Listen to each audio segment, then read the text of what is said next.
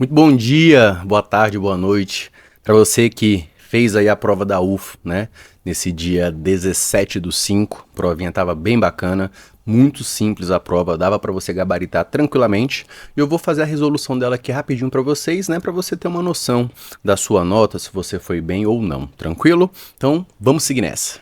Primeira questãozinha, uma questãozinha padrão de estequiometria, muito simples de você fazer. Vamos lá? Na indústria têxtil, a presença de íons cálcio na água causa aumento da dureza, podendo formar incrustações de carbonato de cálcio em caldeiras e tubulações, o que prejudica etapas como tingimento de tecido. Para evitar esses problemas, estações de tratamento frequentemente promovem a precipitação do cálcio com o uso de uma solução de carbonato de sódio, muito bem, formando carbonato de cálcio, que por sua vez pode ser removido por filtração.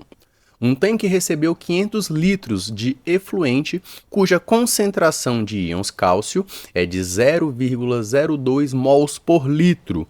Para a precipitação desses íons, foi adicionado carbonato de sódio sólido com alto grau de pureza, previamente dissolvido em quantidade estequiométrica. Considerando que a reação ocorre completamente, a massa de carbonato de cálcio formada será D. Vamos lá, gente. Primeiro ponto importante, nós temos que descobrir qual é a quantidade de cálcio que foi jogada, né, a partir desse efluente. Como é que vamos fazer? Ele deu pra gente aqui a concentração. Ele deu uma concentração de 0,02 mols por litro e 500 litros de efluente. Então vamos lá. Nós temos em 1 litro, uma quantidade de 0,02 mols de cálcio. Muito bem. Só que você jogou 500 litros de cálcio. Bacana. Então, qual foi a quantidade real que foi jogada nesse efluente? X. Muito bem. Então, esse X será igual a 10 mols de cálcio. Bacana. Então, nós sabemos agora a quantidade de cálcio, vamos relacionar com a estequiometria da reação para saber quanto de carbonato foi formado. Professor, qual que é a reação? A reação é, você tem aqui no efluente uma determinada quantidade de Ca2+, que é o nosso cálcio, correto? Esse cálcio 2+, ele vai reagir com o carbonato. O sódio, ele vai ficar solubilizado na água, então ele não vai interferir na reação. Então, o que importa para a gente é o CO3 2-, que é o nosso carbonato. Essa reação vai gerar carbonato de cálcio, CaCO3. E se você perceber, ela já está balanceada. 1 para 1 para 1. Então, vamos lá. 1 mol de cálcio 2+, irá formar 1 mol de carbonato de cálcio. Beleza. Professor, quanto vale 1 mol de cálcio? Está na questão. Ele falou que 1 mol de cálcio vale 40 gramas e ele falou que 1 mol de carbonato de cálcio vale 100. Então, fica fácil de você fazer. Então, 1 mol vale 40 gramas. Muito bem. E 1 mol de carbonato equivalem a 100 gramas da sua substância. Só que é o seguinte, você não jogou 40 gramas, você jogou 10 mols. Quanto que seriam 10 mols de cálcio? É só você multiplicar 40 vezes 10. Então, temos aqui 400 gramas de cálcio. Muito bem. Então, isso daqui irá formar X. Se eu fizer o meu cálculo, vamos chegar num valor de 1.000 gramas de carbonato de cálcio. Como nas respostas estão em quilos, 1.000 gramas você vai ter 1 quilo. Então, a nossa resposta correta será a letra A. Questãozinha bem tranquila, não é? Vamos para a próxima. Então vamos lá, gente. Essa imagem que eu coloquei aqui para vocês, ela não foi fornecida na prova, tá? Eu gerei essa imagem aqui para ficar mais fácil de vocês saberem o que a gente está falando. Então isso daqui seria basicamente um conhecimento prévio que você deveria ter para resolver a questão, mas nós falamos sempre em sala sobre isso daqui, beleza? Diamantes produzidos em laboratório são obtidos por técnicas como alta pressão e alta temperatura, HPHT, ou deposição química de vapor. Esses processos permitem formar cristais com as mesmas propriedades químicas dos diamantes naturais, embora possam apresentar diferenças em características físicas sutis, como o padrão de inclusões e a forma de crescimento do cristal. O diamante é um dos alótropos do carbono e se distingue do grafite e de outros materiais por seu arranjo estrutural, sua extrema dureza e sua baixa condutividade elétrica. Lembrando, gente, aqui um termo importante, que o diamante ele é um alótropo, né, do carbono. O que significa ele ser um alótropo? Alotropia é quando você tem diferentes substâncias químicas formadas pelo mesmo elemento. Então você tem carbono grafite, carbono diamante, carbono fulereno e entre outros, né? Também existem alotropias do oxigênio, como o gás oxigênio e gás ozônio. Então ele queria que você soubesse mais ou menos esse conceito, tranquilo? Com base na alotropia do carbono e nas características químicas dos diamantes, assinale a alternativa correta. Então vamos lá, gente. Letra A. A hibridização dos átomos de carbono no diamante é do tipo sp2 igual ao do grafite. Não, nós falamos sempre em sala que a hibridização do carbono no diamante é uma hibridização sp3, em que o carbono, gente, ele consegue fazer aqui, 4 ligações simples, correto? Por isso, você consegue formar uma rede cristalina muito estável, muito dura. Então, essa parte do sp2 está errada. Letra B. O diamante apresenta estrutura semelhante à do grafeno, pois ambos possuem camadas planares de átomos de carbono. Outro ponto errado, né? O diamante ele apresenta uma estrutura que é totalmente diferente do grafeno, tá? O grafeno ele tem carbonos sp2, o diamante é sp3. E o fato do diamante ser sp3 faz com que as suas camadas não sejam planares. Você tem ali um carbono tetraédrico, então você tem tridimensionalidade. Tranquilidade? C. O diamante difere-se do grafite e do fulereno, beleza? Pela estrutura cristalina tetraédrica dos átomos de carbono e a hibridização do tipo sp3. Excelente, galera. Letra certa é a letra C. Então, o carbono diamante, ele é um carbono sp3, carbono grafite e grafeno sp2, e no fulereno, gente, você tem uma estrutura completamente diferente, né? Com 60 átomos de carbono, formando como se fosse uma esfera, tranquilidade? O que vai conferir propriedades também bem específicas para essa substância. Então, letra C está correta. Se você ler a letra D, ele fala: em comparação ao grafite, os diamantes de laboratório constituem-se em átomos de carbono que se ligam em cadeias lineares sp3, responsáveis por sua elevada dureza. Não tem como o nosso carbono ter uma cadeia linear, gente. Um carbono sp3 não consegue fazer uma cadeia linear, tranquilo? Ele é um carbono tetraédrico. Então, realmente, a letra C está correta. Beleza? Vamos para a próxima. Próxima questãozinha, gente, uma questão que dá para você resolver apenas pelo texto, tá? Uma questão que você tem um entendimento do texto e é bem tranquila. Vamos lá. O processo Craft é um método químico de obtenção de celulose. Presta atenção nisso, método químico. A madeira é picada e cozida em um meio alcalino. Vou botar aqui que vai ser importante para a gente. Esse meio alcalino, chamado de licor branco, uma solução composta principalmente por hidróxido de sódio, uma base muito forte, e o sulfeto de sódio. Esse licor promove a quebra das ligações da lignina. Então, quebra de ligação, gente, importante esse termo. Quebra de ligação, processo químico, tá? Permitindo a liberação das fibras de celulose. Após o cozimento, a mistura resultante, contendo celulose e o licor que dissolveu a lignina, forma o licor negro. Então aqui temos um outro licor sendo formado, rico em lignina degradada, compostos orgânicos e reagentes químicos remanescentes. A celulose ela é separada, lavada e segue para o branqueamento. O licor negro é então concentrado e queimado em caldeiras especiais, permitindo recuperar parte dos reagentes químicos.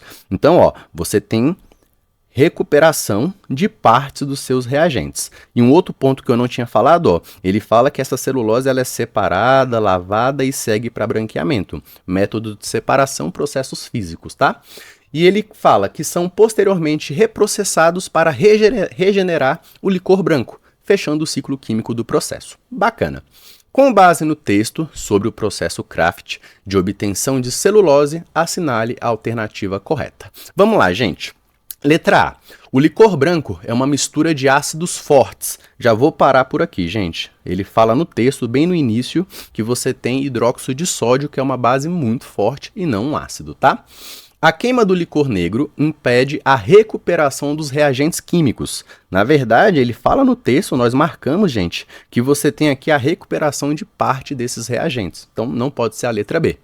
A queima do licor negro em caldeiras especiais tem como finalidade produzir energia térmica. Até aí, tranquilo. Sem participação na recuperação de reagentes químicos usados no processo. Então essa parte aqui mata o seu item, né?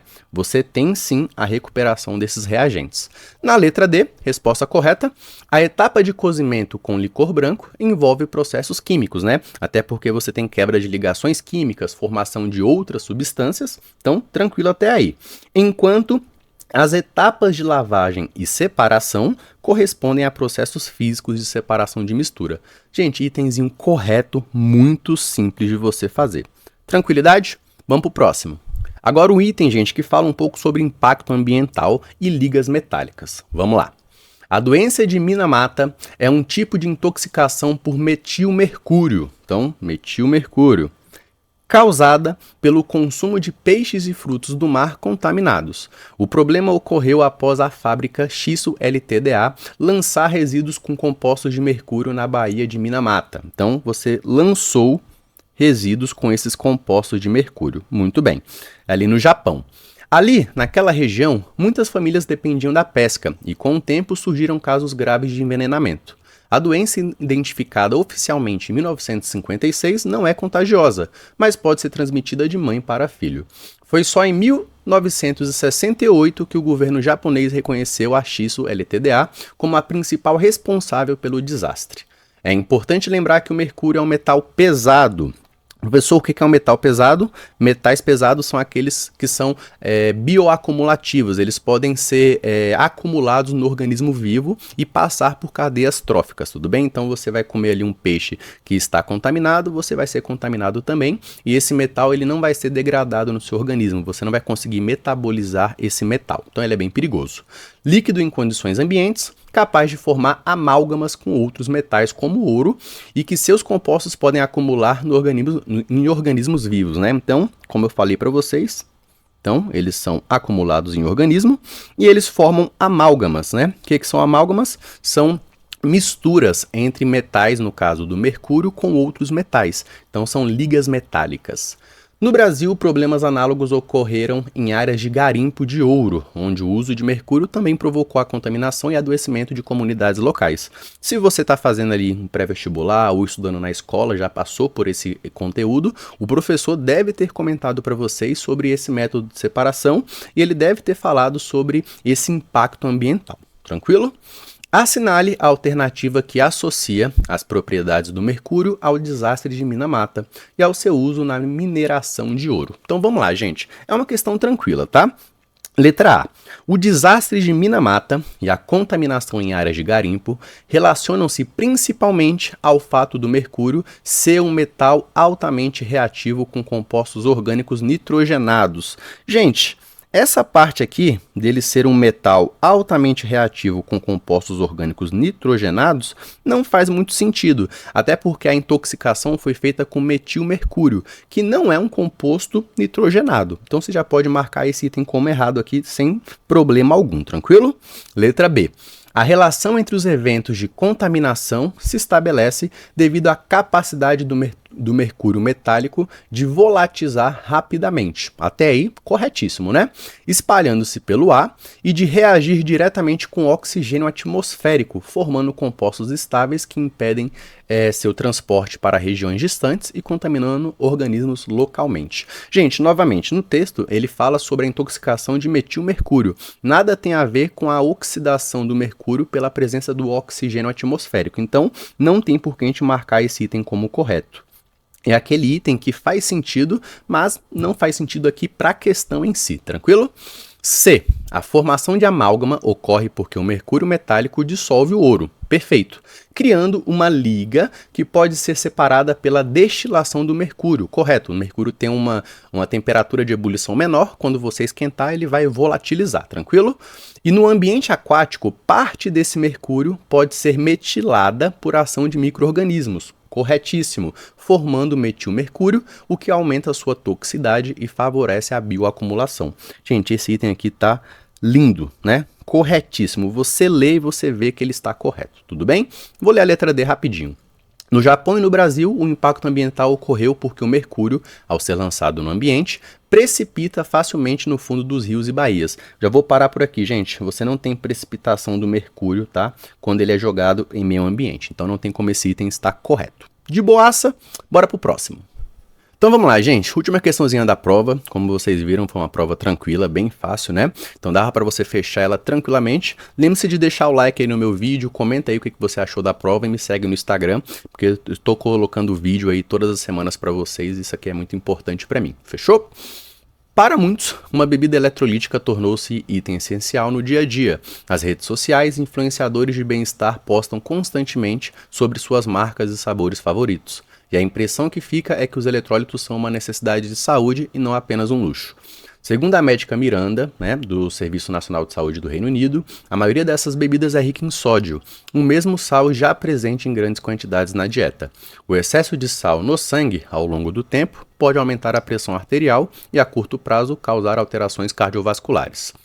Do ponto de vista químico, o consumo excessivo de bebidas eletrolíticas ricas em sódio pode provocar, letra A, a manutenção do pH sanguíneo. Não faz o menor sentido a quantidade de sódio alterar esse pH, pois o sistema tampão bicarbonato ácido carbônico neutraliza totalmente. Já vou parar por aqui, gente. O sistema tampão do seu sangue não serve para você ter esse controle de sódio no organismo, tá? Letra B, a manutenção do pH sanguíneo, novamente, não faz muito sentido para a gente, já que os eletrólitos fortes como NaCl não influenciam nas propriedades coligativas. Outro ponto errado, gente, NaCl, cloreto de sódio, influencia sim nas propriedades coligativas como tonoscopia, ebullioscopia, crioscopia e pressão osmótica, tranquilo? Letra C, o aumento da concentração de íon sódio no plasma, elevando a osmolaridade e a pressão osmótica do sangue. Excelente, o que afeta a condução de impulsos nervosos e o ritmo cardíaco. Essa última parte é uma parte biológica ou até médica, né? A gente não tem muito o que dizer, mas a parte química está correta. Por quê? A pressão osmótica, vou colocar aqui, a pressão osmótica, gente, é diretamente proporcional à concentração molar dos seus íons no seu sistema, né? Concentração molar, lembrando, mol por litro. Então, se você tem uma concentração alta, a pressão osmótica vai ser maior também, tranquilo? Então, esse item C, ele está correto. Vamos ler o D? A diminuição da pressão osmótica do plasma. Então, vou parar por aqui. Você não diminui, você aumenta. Então, realmente, a letra certa é a letra C.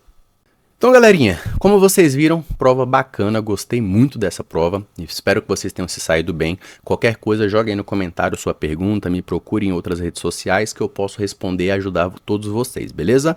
Beijão pra todo mundo, deixa aquele like, se inscreve no meu canal porque é muito importante para me ajudar. Fui!